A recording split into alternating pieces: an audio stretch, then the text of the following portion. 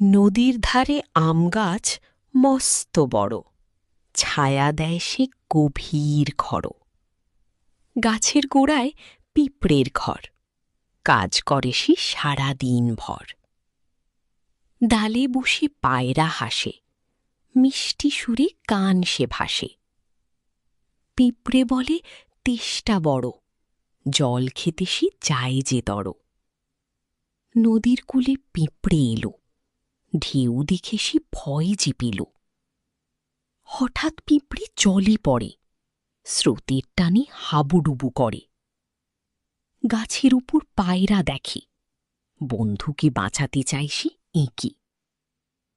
একটা পাতা ছিঁড়ে ফেলল পায়রা, জলে ভাসল সবুজ কায়রা। পাতায় চড়ে পিঁপড়ে বাঁচে, ডাঙায় ফিরল সবার কাছে।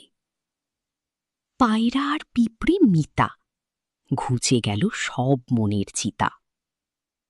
বনের মাঝে শিকারি আসে, লক্ষ্য তাহার পায়রার পাশে।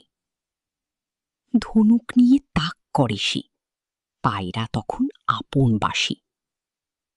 পিঁপড়ে দেখি বিপদ ভারী, কামড়ে দেবে সে শিকারি।